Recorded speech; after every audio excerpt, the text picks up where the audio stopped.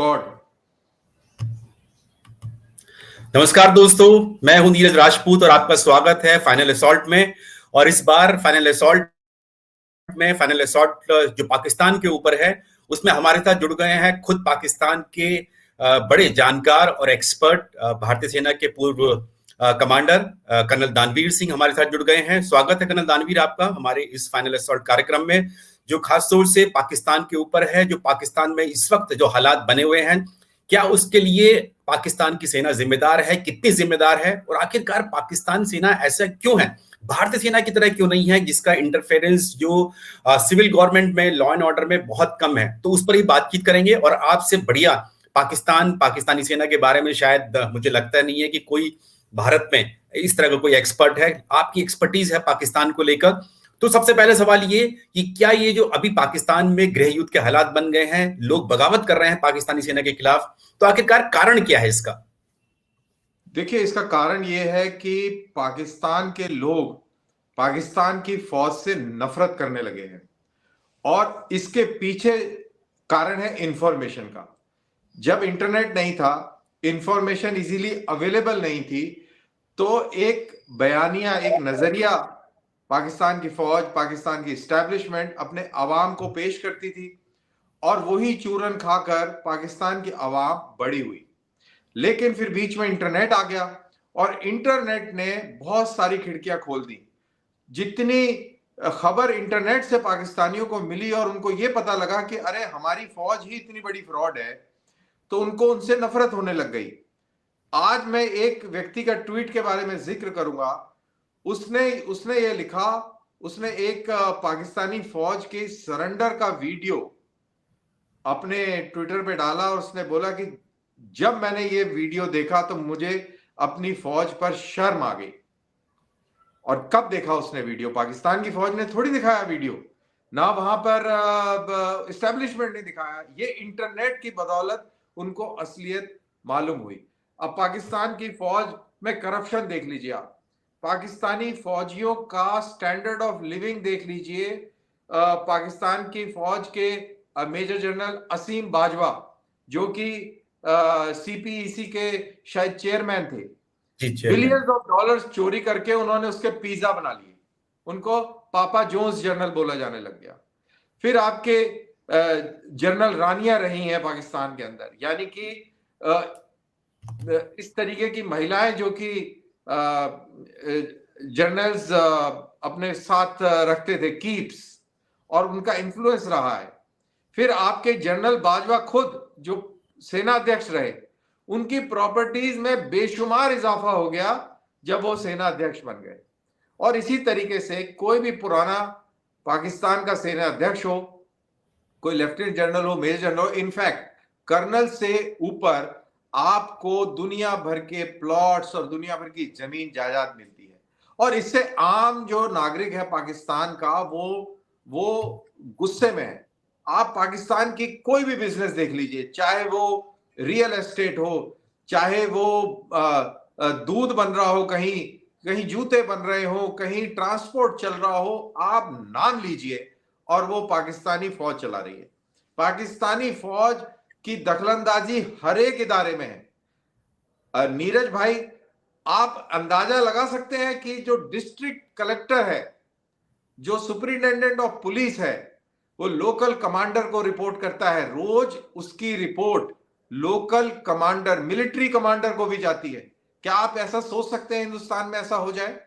बिल्कुल नहीं। और अभी हम लोग, बिल्कुल कर्नल दानवीर, आप बिल्कुल ठीक कह रहे हैं। अभी हम लोग मैं देख रहा था एक ऑडियो रिकॉर्डिंग थी जिसमें आईएसआई का एक ऑफिसर है, मेजर जनरल रैंक का, जिसके ऊपर आरोप भी लगाया इमरान खान ने।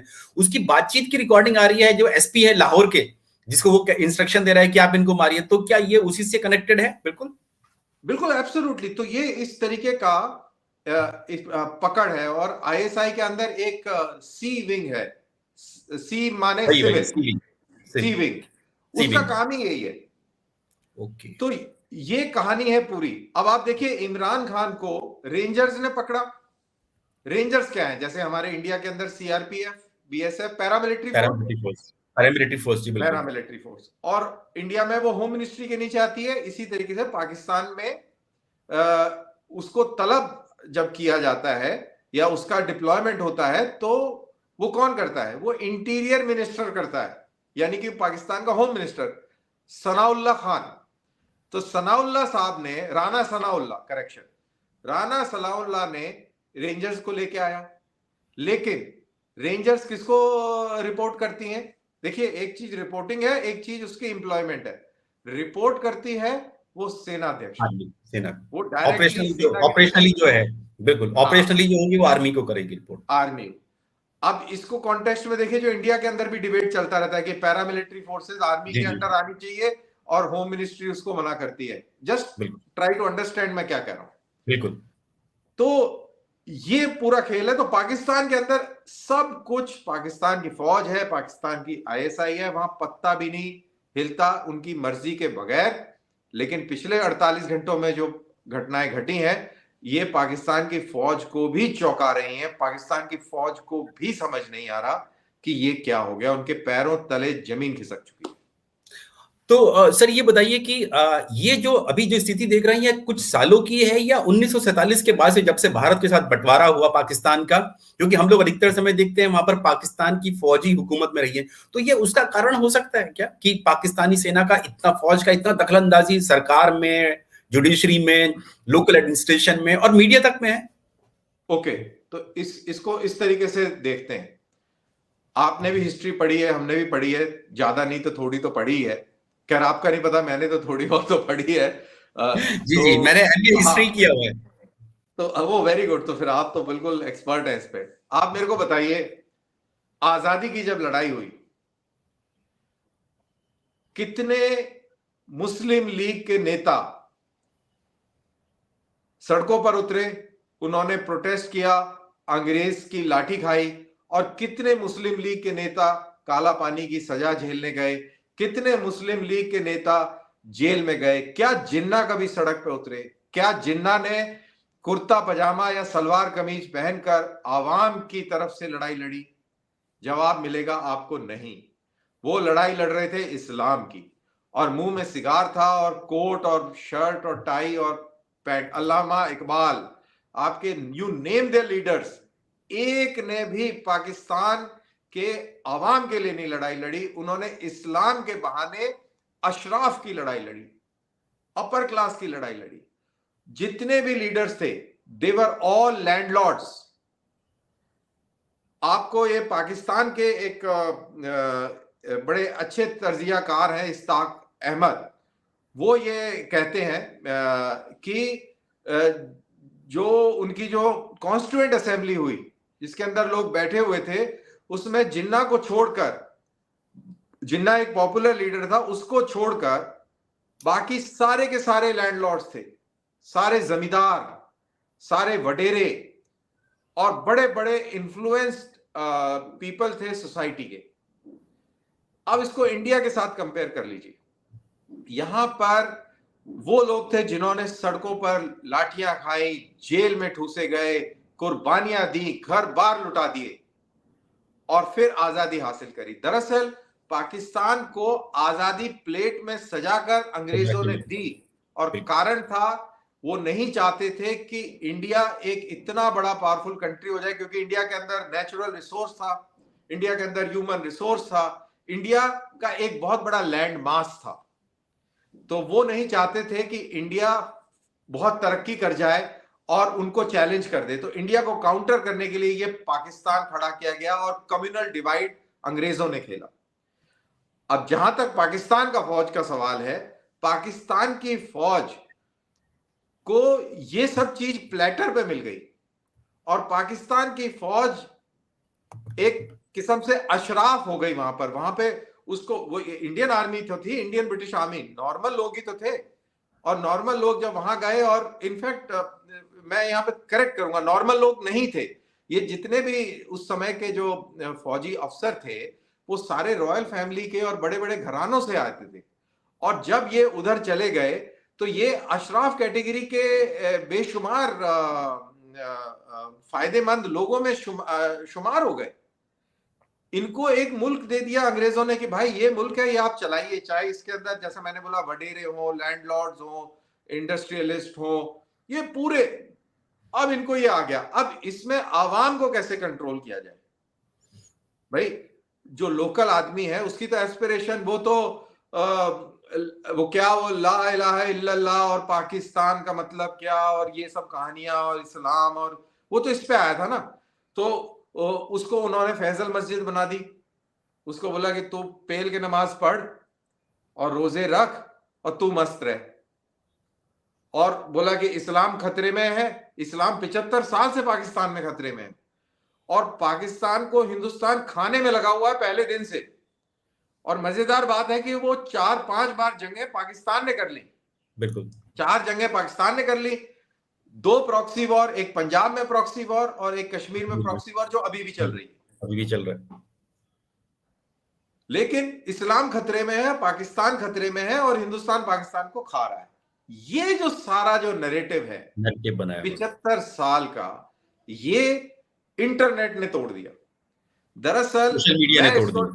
हाँ, इंटरनेट ने, सोशल मीडिया ने तोड़ दिया। और मैं ये कहूंगा कि जैसे यूरोप के अंदर इंडस्ट्रियल रेवोल्यूशन था चर्च के खिलाफ, क्लर्जी के खिलाफ, आप ये मान के चलिए कि इंटरनेट ये पूरे मौलवियों के खिलाफ है अक्रॉस द वर्ल्ड।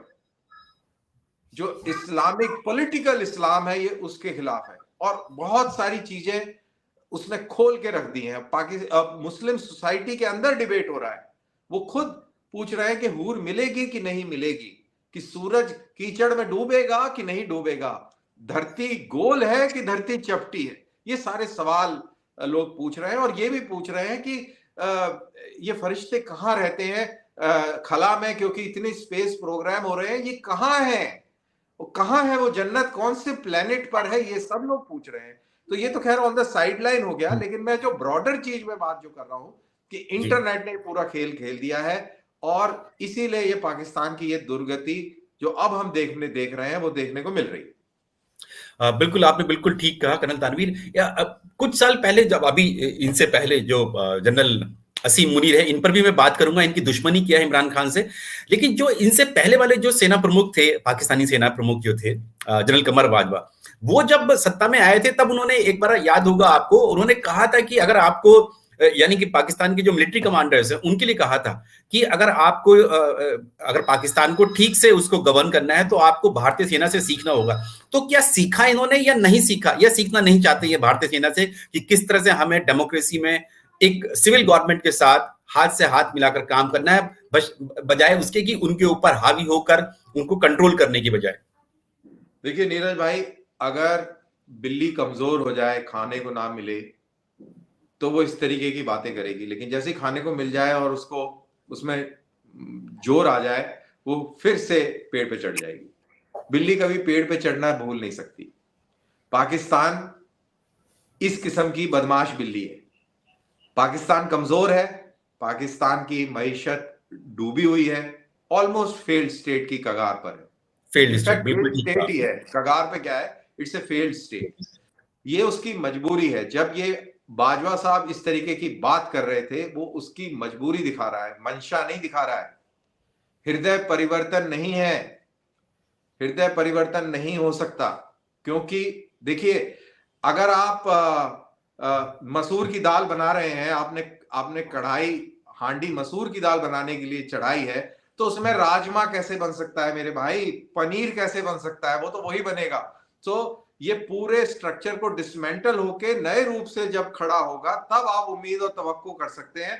अदरवाइज इस गलत फहमी में कभी ना रहें कि वहां पर बदलाव आएगा, मन में बदलाव आएगा, वो अचानक से आपसे प्यार करने लगेंगे और आपको गले लगाएंगे। कभी नहीं लगाएंगे, और जब मौका लगेगा आपकी पीठ में छुरा भोंक देंगे। एक और सवाल, मैं इस पर भी बात करूंगा कि पाकिस्तानी सेना भारतीय सेना क्यों नहीं बन सकती और भारतीय सेना कैसे अलग है एक डेमोक्रेसी में। लेकिन उससे पहले सवाल कि ये जो अभी जो ये घटनाक्रम चल रहा है, तो क्या वाकई में, क्योंकि हम लोग जानते हैं कि पाकिस्तानी सेना प्रमुख पहले आईएसआई चीफ भी रहे थे। जब इमरान खान, आपको याद होगा तो इमरान खान प्रधानमंत्री थे, और इनको शायद इन्होंने इनको बर्खास्त कर दिया था या हटा दिया था आईएसआई चीफ के पद पर, जो कि सबसे, अगर सेना प्रमुख के बाद दूसरे नंबर पर कोई अगर इंपॉर्टेंट पोस्ट तो आईएसआई चीफ। तो क्या ये दुश्मनी भी हो सकती है कि असीम मुनीर अब दुश्मनी निकाल रहे हैं इमरान खान से? देखिए, असीम मुनीर एक इंटेलिजेंस इनपुट लेके इमरान खान के पास गए, ऐसा सुनने में आता है, जिसके अंदर उन्होंने बुशरा बीबी की दोस्त गोगी, कीजिएगा ये कोई बीच में कॉल आ गया, जी जी तो उसके ऊपर कुछ इंटेलिजेंस लेकर इमरान खान के पास पहुंचे और इमरान खान बहुत ज्यादा उससे चिढ़ गए और उनको तुरंत बर्खास्त कर दिया गया और बिल्कुल जिसको पंजाबी में कहते हैं खुड्डे लाइन लगा दिया। इनफैक्ट वो तो रिटायर होके घर जा रहे थे, उनकी कहानी खत्म थी, पैक थी। और बाजवा साहब भी इनको पसंद नहीं करते थे, लेकिन ये पसंदीदा बने शरीफ खानदान के, शरीफ परिवार के, वो पॉलिटिक्स देख रहे थे, तो इसीलिए इनका चयन किया गया, इनका चुनाव किया गया। और आसिम मुनीर और शरीफ अब वन पेज पर है जहां तक इमरान खान का सवाल है, और ये नफरत और गुस्सा शरीफ खानदान का भी उतना ही है जितना आसिम मुनीर का है, और बिल्कुल ये पर्सनल बैटल्स भी नजर आती हैं, निजी लड़ाई भी नजर आती है। तो अब मेरा एक और सवाल, जो सबसे महत्वपूर्ण सवाल ये है कि भारतीय सेना कैसे अलग हुई, कैसे मतलब अलग है पाकिस्तानी से। बिल्कुल हम लोग जानते हैं कि एक ही ब्रिटिश आर्मी से निकल कर आई, लेकिन भारतीय सेना ने किस तरह से अपने आप को एक प्रोफेशनल आर्मी जो है, अपने आप को कह सकते हैं कि इस वक्त दुनिया की सबसे बेहतरीन प्रोफेशनल आर्मी में से है, दुनिया की सबसे बड़ी डेमोक्रेसी में काम करती है, दुनिया की दूसरी सबसे बड़ी आर्मी है। उस सब के बावजूद भी हम लोग जो इंटरफेरेंस है, जैसे पाकिस्तान में बिल्कुल हम लोग बात कर रहे हैं और देखते ही आ रहे हैं, नहीं हुआ कभी ऐसा सत्ता परिवर्तन की बात या कोई कू की बात की, बगावत की बात कभी ऐसी क्यों नहीं आई? क्या कारण क्या है? आपने तो इतना लंबा वक्त भारतीय सेना में बिताया है, क्या क्या इथोज हैं, एथिक्स है भारतीय सेना के जो अलग बनाते हैं? पाकिस्तानी सेना तो बहुत नीचे है भारतीय सेना से, बाकी और सेनाओं से। देखिए, सबसे पहले तो मैं इंडिया के जो फाउंडर, जो लीडर्स थे हमारे, उनको मैं सलाम पेश करता हूं। उन्होंने इस तरीके का सिस्टम बनाया और उस सिस्टम को धीरे धीरे इवॉल्व हुआ, वो सिस्टम, उसमें मजबूती लाई गई और उसको स्ट्रॉन्ग किया गया, जिसके अंदर फौज का politicisation, yes, politicisation of army, हाँ, पॉलिटिसाइजेशन ऑफ द आर्मी, इसके ऊपर बहुत तवज्जो दी गई। और इसके अंदर मैं चीन का बहुत बड़ा योगदान मानता हूं। चीन ने बहुत बड़ा काम किया। इनफैक्ट चीन की वजह से बहुत कुछ फायदे भी हुए। 1962 की जंग अगर ना हुई होती तो इंडियन आर्मी बिल्कुल पॉलिटिसाइज्ड हो गई होती और पाकिस्तान फौज से कोई भी उसमें कमी ना होती। उसके वो हम 62 तक उसी लाइन में जा रहे थे। हर एक जर्नल उस समय पॉलिटिकल मास्टर्स को खुश करने में लगा हुआ था। जी जी, बिल्कुल बिल्कुल ठीक कहा। जो अंबाला का जीओसी था उसने तो ये प्रपोज कर दिया था कि लड़ाई बड़ाई कुछ चल नहीं रही है, कुछ नहीं है, तो जवानों का इस्तेमाल ट्रूप लेबर के तौर पे किया जाए। तो जो जो अंबाला के अंदर एलएनबी लाइंस हैं, वो जवानों के श्रम से बनाई गई है। वो सिर्फ नेहरू को खुश करने के लिए और वो कृष्णा मेनन को खुश करने के लिए, सोशलिज्म। और हर एक जर्नल जो था एक दूसरे को काटने में लगा हुआ था कि मैं अपने आकाओं को खुश कर दूं और मुझे सेना अध्यक्ष बना दें। इसीलिए एएससी का सेना अध्यक्ष बना, क्योंकि वो नेहरू के बहुत नजदीक था। लॉजिस्टिक्स का आदमी ऑपरेशनल कमांडर हो गया तेजपुर में, और उसके बाद में वगैरह वगैरह, ये हम सबको मालूम है ना। और सॉरी, सेना अध्यक्ष नहीं हुआ, तेजपुर का कोर कमांडर बना, जो कि पूरी लड़ाई का करता धरता था। लेकिन हमारी बहुत जबरदस्त शिकस्त हुई उसमें।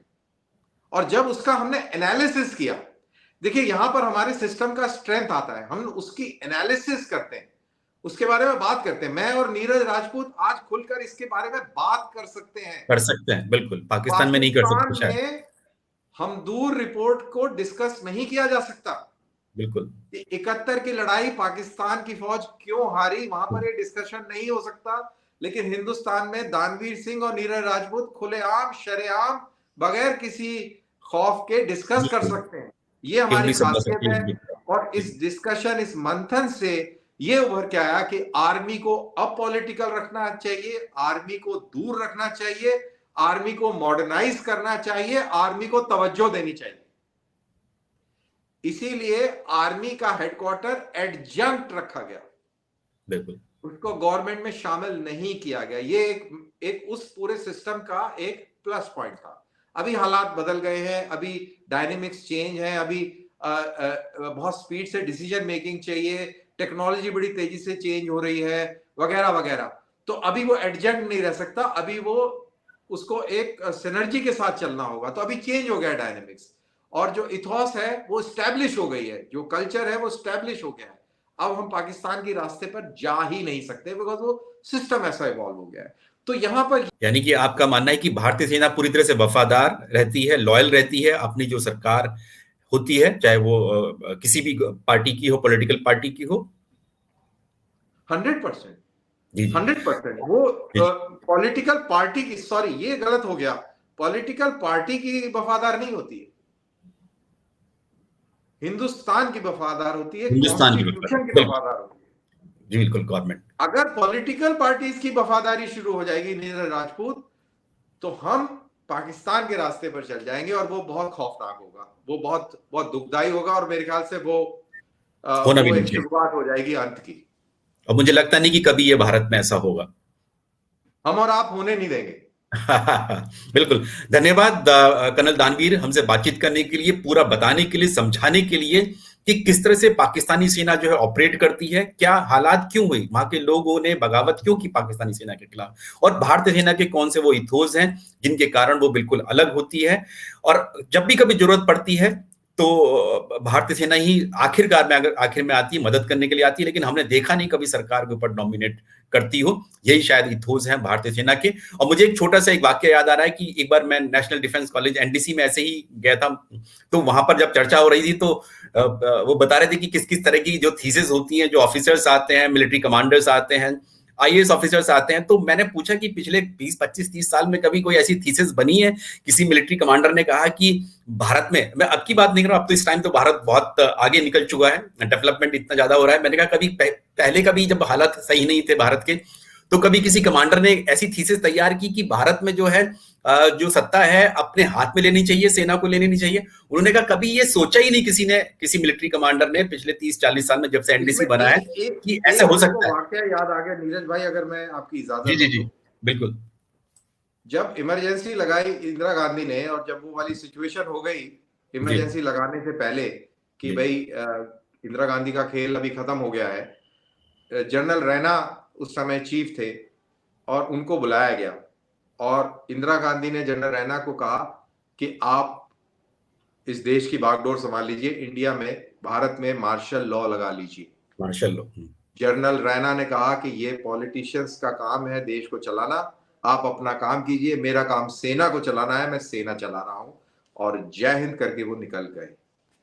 बिल्कुल, ये है भारतीय सेना की फौज, ये है भारतीय सेना। जय हिंद कर्नल दानवीर, हमसे बातचीत करने के लिए, और सैल्यूट ऐसे मिलिट्री कमांडर्स को जिन्होंने भारत में जो है सेना की कमान संभाली है।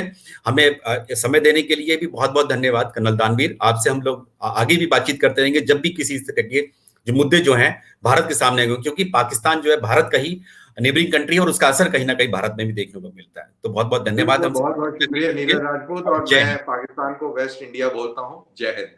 जय हिंद। जय हिंद।